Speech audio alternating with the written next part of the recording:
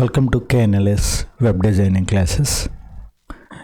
ఈరోజు క్లాస్లో మనం బేసిక్ HTML స్ట్రక్చర్ ఎలా ఉంది అన్నది చూద్దాం.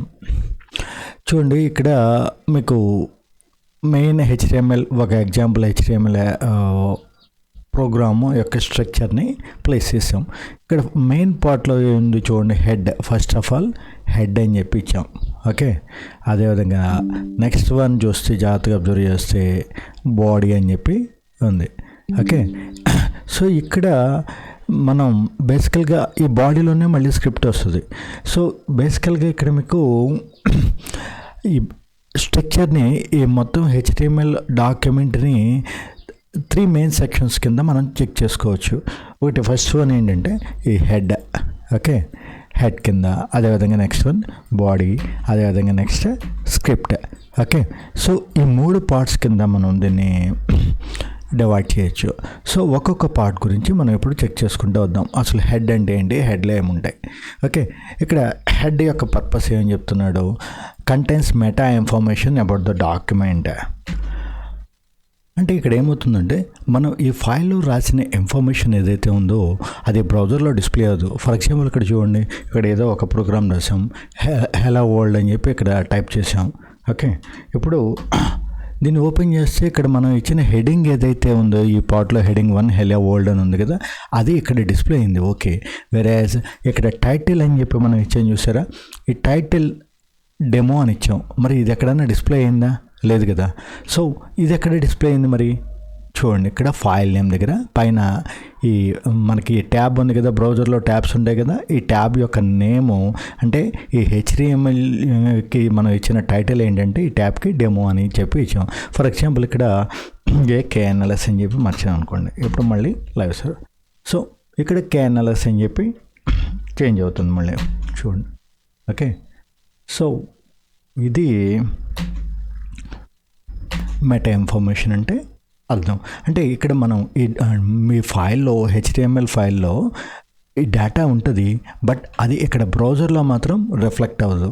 ఓకే, సో అదేవిధంగా ఇంకా అలాంటి టాపిక్స్ ఏమున్నాయి, ఒకటి టైటిల్ అన్నాం. అంటే ఆ టైటిల్ ఏదైతే ఇచ్చామో, టైటిల్లో ఏదైతే ఇచ్చామో అది బ్రౌజర్లో కాకుండా బ్రౌజర్ యొక్క ఆ ట్యాబ్ యొక్క టైటిల్ కింద డిస్ప్లే అవుతుంది. అదేవిధంగా నెక్స్ట్ వన్ ఏమంటున్నాడు, మెటా ప్రొవైడ్స్ మెటా అని చెప్పి వేరే ఎంటైర్ ఈ డేటా మొత్తాన్ని మెటా ఇన్ఫర్మేషన్ అంటాం. అందులో ఒకటి టైటిల్ అన్నాం. అదేవిధంగా నెక్స్ట్ ఇన్ఫర్మేషన్ ఏమంటున్నాడు, meta provides metadata such as charset and viewport settings. Okay, so ఈ వ్యూ పోర్ట్ అంటే ఏంటి, అదేవిధంగా క్యార్ సెట్ ఏంటి, ఇవన్నీ నెక్స్ట్ క్లాస్లో డీటెయిల్గా చెప్పుకుందాం. జస్ట్ ఈ క్లాస్ యొక్క మెయిన్ టార్గెట్ ఏంటంటే, అసలు ఇక్కడ ఏ ఇన్ఫర్మేషన్ ఏది, మొత్తం మన స్ట్రక్చర్ అంతా ఎలా డివైడ్ అయి ఉంది. మనం HTML ఫైల్ క్రియేట్ చేస్తున్నాం కదా, ఈ HTMLని ఎన్ని పార్ట్స్ కింద డివైడ్ చేసుకోవచ్చు. మనం ఒక బేసికల్ స్ట్రక్చర్ అవుట్లైన్ కోసం ఒక ఐడియా క్రియేట్ చేయడానికి మాత్రమే ఈ క్లాస్ ఉద్దేశించబడింది, కాబట్టి దాన్ని స్కిప్ చేద్దాం. అంటే సింపుల్గా చెప్పాలంటే వ్యూ పోర్ట్ అంటే, ఫర్ ఎగ్జాంపుల్ ఇదే వెబ్సైట్ని మీరు డెస్క్టాప్ మీద ఓపెన్ చేయొచ్చు, లేకపోతే ఐఫోన్లో ఓపెన్ చేయొచ్చు, లేకపోతే ఆండ్రాయిడ్లో ఓపెన్ చేయొచ్చు. సో అది ఓపెన్ చేసినప్పుడు దానికి తగ్గట్టు మారడానికి సంబంధించిన ఇన్ఫర్మేషన్ ఉంటుంది అక్కడ. సో అదంతా ఎలా అన్నది నెక్స్ట్ క్లాస్లో వస్తుంది మీకు. నెక్స్ట్ అదేవిధంగా లింక్, నెక్స్ట్ పార్ట్ ఏమంటున్నాడు, links to external resources like style sheets. అంటే ఇప్పుడు మనం స్టైల్స్ అంటే బేసికల్గా మనం చెప్పుకున్నాం, HTML ద్వారా మనం ఏం చేస్తున్నాం, మనకు కావాల్సిన కంటెంట్ని అక్కడ డిస్ప్లే చేస్తున్నాం. కానీ దాన్ని ఏమన్నా స్టైల్ డిస్ప్లే చేయాలనుకోండి, ఏమన్నా దానికి కలర్స్ కానీ స్టైల్స్ కానీ అప్లై చేయాలంటే CSS వాడతాం అని చెప్పాం. బట్ CSSని మనం మాన్యువల్గా మనం టైప్ చేసే బదులు, అదే ఫైల్లో ప్లేస్ చేసే బదులు ఆల్రెడీ వేరే ఫైల్లో CSSని ప్లేస్ చేసి ఆ CSS స్టైల్ మొత్తాన్ని దీనికి అప్లై చేయొచ్చు. అంటే దానివల్ల అడ్వాంటేజ్ ఏంటి, ఫర్ ఎగ్జాంపుల్ ఇదే ఫైల్లో ఆ CSSకి సంబంధించి ఇన్ఫర్మేషన్ మొత్తం దాచామనుకోండి, ఆ స్టైల్స్ ఎలా ఉండాలి, ఫర్ ఎగ్జాంపుల్ ఇక్కడ ఈ పారాగ్రాఫ్ అంటే ఎలా ఉండాలి, హెడింగ్ అంటే ఎలా ఉండాలి, లేకపోతే పలానా సెట్ ఆఫ్ DCA కోర్స్ ఇచ్చాను అనుకోండి, DCA కోర్సుకి సంబంధించిన మొత్తం కలర్ లేకపోతే ఫాంట్ ఇది ఎలా ఉండాలి అనేది ఇక్కడ డిఫైన్ చేస్తాం. పిజిడిసికి అయితే వేరే కలర్ వేరే ఫాంట్ అలానే స్టైల్ షీట్లో డిఫైన్ చేస్తాం. అయితే ఆ ఫైల్ని ఆ డేటా మొత్తాన్ని కూడా తీసుకొచ్చి ఇక్కడ స్టైల్లోనే ప్లేస్ చేసేసాం అనుకోండి, ఏమవుతుంది, ఇదే ఫైల్లో స్టైల్లో ప్లేస్ చేస్తే అది మళ్ళీ ఈ ఒక్క ఫైల్కే పరిమితం అవుతుంది. అలా కాకుండా మనం ఏం చేస్తామంటే దానికి స్టైల్ షీట్ అని చెప్పి మళ్ళీ వేరే ఫైల్లో సేవ్ చేసేసుకుంటాం. ఓకే, సిఎస్ఎస్ అని చెప్పి వేరే ఫైల్లో ఇక్కడ మనం సిఎస్ఎస్ ఫైల్స్ని కూడా సేవ్ చేసుకోవచ్చు. సో సిఎస్ఎస్ ఫైల్ కింద దాన్ని సేవ్ చేసి దాన్ని ఇక్కడ లింక్ చేసుకుంటాం. ఓకే, సో ఆ లింక్స్ ఎక్స్టర్నల్ అంటే ఇప్పుడు ఏంటి, ఈ సిఎస్ఎస్ ఫైల్ అనేది ఏంటి, ఎక్స్టర్నల్ రిసోర్స్ మనకి. సో అదొక పార్ట్ ఇందులో ఉంటుంది. అదేవిధంగా స్టైల్ ఆల్రెడీ ఇప్పుడే చెప్పుకున్నాం. ఇప్పుడు స్టైల్స్ అన్నీ కూడా సిఎస్ఎస్ యొక్క స్టైల్ అంటే మనం మన యొక్క ఫాంట్ కానీ లేకపోతే ఒక ఇమేజ్ కానీ అంటే కంటెంట్ అంటే ఏమేమి ఉంటాయని చెప్పాం, టెక్స్ట్ కానీ ఇమేజ్ కానీ ఆడియో కానీ వీడియో కానీ. సో టెక్స్ట్ యొక్క స్టైల్ ఎలా ఉండాలి, బోల్డ్ ఉండాలి, ఇటాలిక్ ఉండాలా, అండర్లైన్ ఉండాలా, ఫాంట్ కలర్ ఏమి ఉండాలి. అదేవిధంగా ఇమేజ్ తీసుకుంటే దాని యొక్క విడ్త్ ఎంత ఉండాలి, హైట్ ఎంత ఉండాలి, ఎలాంటి ఇన్ఫర్మేషన్ అంతా కూడా స్టైల్లో ఎంబెడ్ చేస్తాం. స్టైల్ అన్న పార్ట్లో ఎలిమెంట్లు ప్లేస్ చేస్తాం. సో ఇది ఇక్కడ ప్లేస్ చేయకుండా బయట ఫైల్లో ప్లేస్ చేస్తే లింక్ అంటాం. Okay, clear. సో హెడ్లో ఏమేమి వచ్చినాయి, బేసికల్గా హెడ్ అంటే ఏమని చెప్తున్నాడు, ఇట్స్ ఏ మెటా ఇన్ఫర్మేషన్. అంటే ఇక్కడ ఈ హెడ్లో మీరు రాసే ఇన్ఫర్మేషన్ ఏది కూడా బ్రౌజర్లో రిఫ్లెక్ట్ అవ్వదు. అది ఆ ఫైల్ యొక్క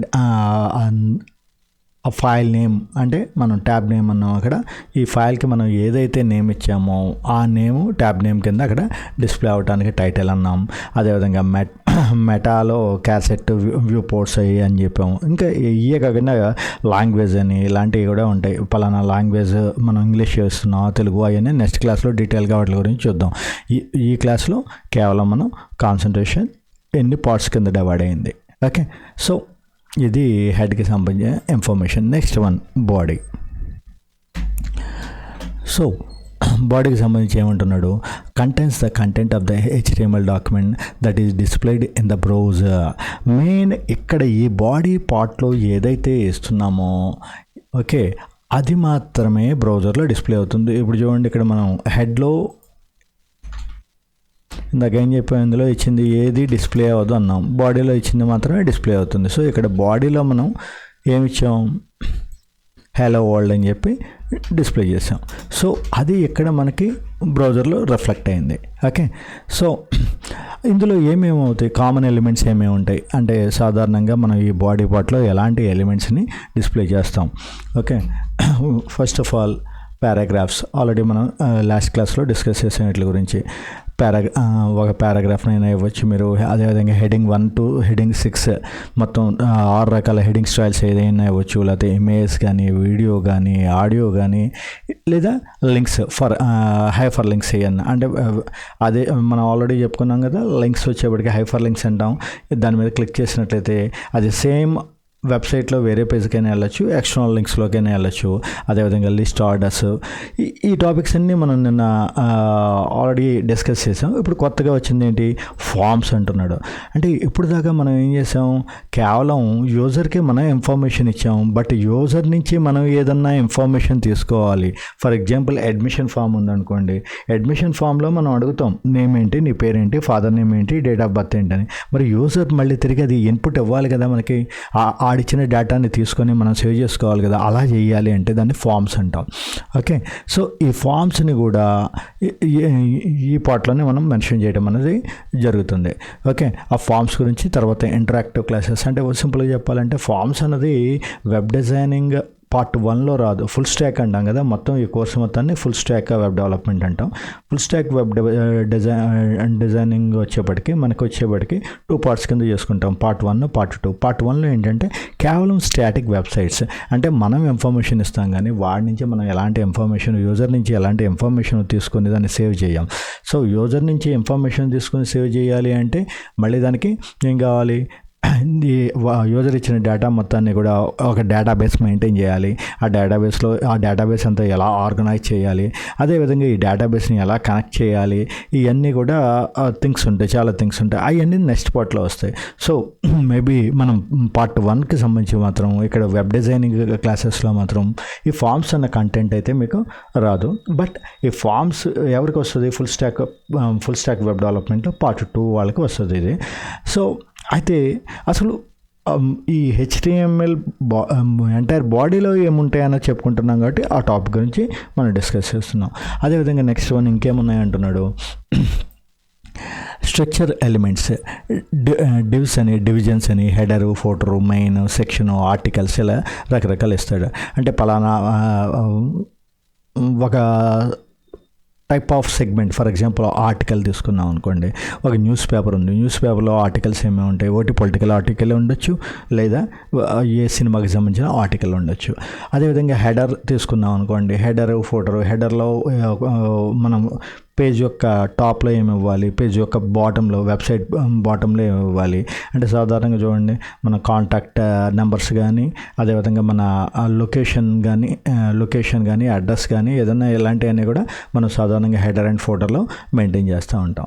అదేవిధంగా నెక్స్ట్ వన్ ఏమంటున్నాడు, ఇంటరాక్టివ్ ఎలిమెంట్స్. ఓకే, బటన్స్ అంటే మనం ఏదైనా ఫర్ ఎగ్జాంపుల్ మొత్తం ఫామ్ ఇచ్చాం, ఆ ఫామ్ని సబ్మిట్ చేయాలంటే సేవ్ బటన్, సబ్మిట్ బటన్ ఇస్తాం కదా, అయ్యే బటన్స్ అంటాం. అదేవిధంగా ఇన్పుట్, ఏదైనా యూజర్ నుంచి ఇన్పుట్ తీసుకోవాలంటే ఇన్పుట్కి సంబంధించిన ఎలిమెంట్స్ కొన్ని ఉంటాయి. అదేవిధంగా డ్రాప్ డౌన్ లిస్టులు ఉంటాయి, సెలెక్ట్ చేసుకోవడానికి వాటికి సంబంధించిన డ్రాప్ డౌన్ లిస్టులు ఉంటాయి. ఇలాంటివన్నీ కూడా బాడీలో ఇస్తాం. ఓకే, సో ఈ బాడీలో 2 పార్ట్స్ కింద బేసికల్గా మీరు జాగ్రత్తగా అబ్జర్వ్ చేసినట్టయితే 2 పార్ట్స్ కింద డివైడ్ చేసుకుంటున్నాం. ఒకటి స్టాటిక్ వెబ్సైట్కి సంబంధించిన ఎలిమెంట్స్, కొన్ని డైనమిక్ వెబ్సైట్కి సంబంధించిన ఎలిమెంట్స్. స్టాటిక్ వెబ్సైట్లో ఏముంటే కేవలం టెక్స్ట్ని, ఇమేజ్ని, ఆడియోని, వీడియోని ఎలా డిస్ప్లే చేయాలి అన్నది మాత్రమే ఉంటుంది.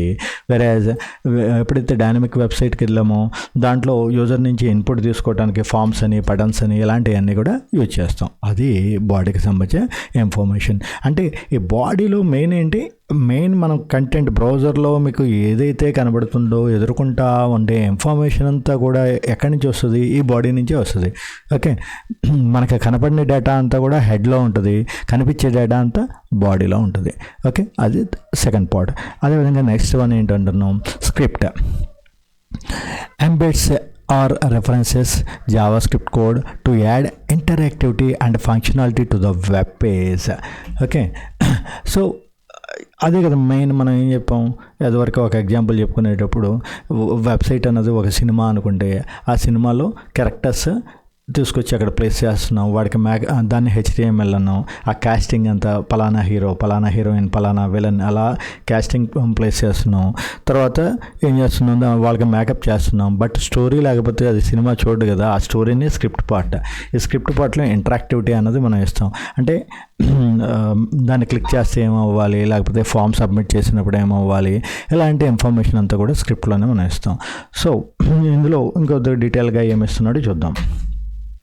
can be placed in header or body. అయితే ఇది ఎక్కడ ప్లేస్ చేయొచ్చు అంటున్నాడు. స్క్రిప్ట్ అనేది కొన్ని సందర్భాల్లో హెడర్లో ప్లేస్ చేస్తాం, కొన్ని సందర్భాల్లో బాడీలో కూడా ప్లేస్ చేస్తాం అంటున్నాడు. ఫర్దర్ క్లాసెస్లో అది ఎక్కడ, ఎప్పుడు, ఎలా ప్లేస్ చేయాలి అనేది తర్వాత వస్తుంది. Commonly placed at the end of body. అంటే సాధారణంగా ఇది ఎక్కువగా ఎక్కడ ప్లేస్ చేస్తూ ఉంటున్నాడు, బాడీ పార్ట్లోనే బాటంలో. అంటే బాడీ కంప్లీట్ అవ్వదు, బాడీ కంప్లీట్ అవ్వకుండానే దాని ముందే ఇచ్చేయాలి దీన్ని. For better performance and to ensure that the DOM is fully loaded before the script runs అంటున్నాడు. ఇక్కడ డామ్ అంటే ఏంటి చూడండి. ఫర్ ఎగ్జాంపుల్ ఇక్కడ మనం HTML ద్వారా ఇక్కడ ఏం చేసాం, ఒక ఇమేజ్ని లోడ్ చేసుకున్నాం, అదేవిధంగా కమాండ్ బటన్స్ ప్లేస్ చేసాం. ఇక్కడ ఏం జరిగింది, ఫర్ ఎగ్జాంపుల్ ఏదన్నా బటన్ స్టైల్ ఎలా ఉండాలి అన్నది CSSలో చెప్పాం అనుకుందాం.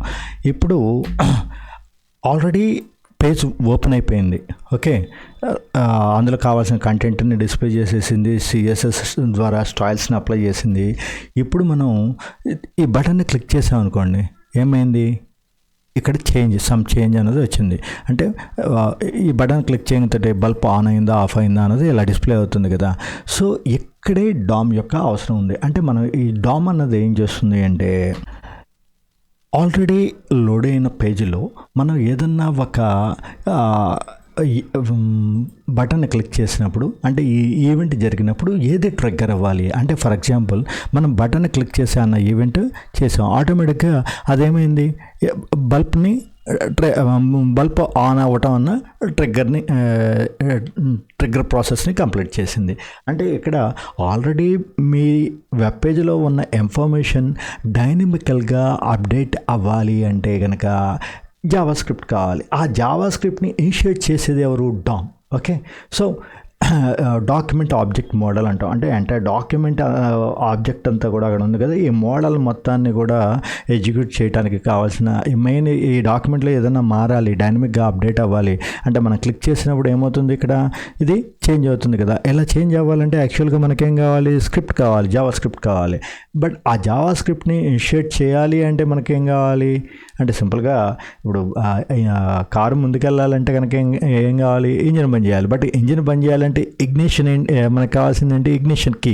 అంటే ఇగ్నిషన్ కీ టైపు మనకి ఈ DOM అన్నది ఇగ్నిషన్ కీ టైప్ అనుకోండి. ఓకే, మెయిన్ ఈ మోటార్ ఏదైతే ఈ మెయిన్ వెహికల్లో ఉన్న మోటార్ ఇంజిన్ ఏదైతే ఉందో అది మన జావా స్క్రిప్ట్ అనుకుంటే, మీరు ఆ జావా స్క్రిప్ట్ని ఇగ్నైట్ చేయడానికి ఇనిషియేట్ చేయడానికి మనకు కావాల్సిన ఇగ్నిషన్ కీనే DOM.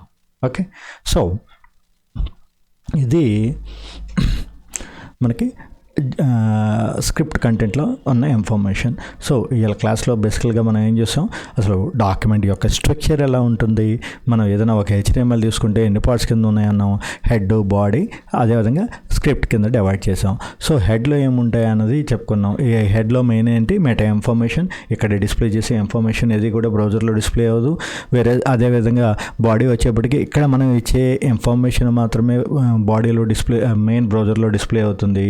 అందులో రకరకాల కంటెంట్ అంటే డైనమిక్ కంటెంట్, డైనమిక్ వెబ్సైట్కి సంబంధించిన కంటెంట్ ఉండొచ్చు, లేకపోతే స్టాటిక్ వెబ్సైట్కి సంబంధించిన ఇమేజ్, ఆడియో, వీడియో ఇలాంటివి ఉండొచ్చు అని చెప్పుకున్నాం. సో దాన్ని ఫంక్షనాలిటీకి చేయాలంటే డైనమిక్ జావా స్క్రిప్ట్ ద్వారా దాన్ని డైనమిక్గా చేస్తామని చెప్పాం. అదేవిధంగా ఈ కంటెంట్ ఏదైతే ఉందో స్టాటిక్ రూపంలో ఉన్న కంటెంట్ని డైనమిక్గా దాన్ని మార్చాలంటే మనకి జావా స్క్రిప్ట్ కావాలి అని చెప్పాము. ఈ జావా స్క్రిప్ట్ని ఇగ్నైట్ చేయడానికి DOM అన్నది కావాలని చెప్పాం. ఇది ఈరోజు క్లాస్కి సంబంధించిన ఇన్ఫర్మేషన్. Thank you.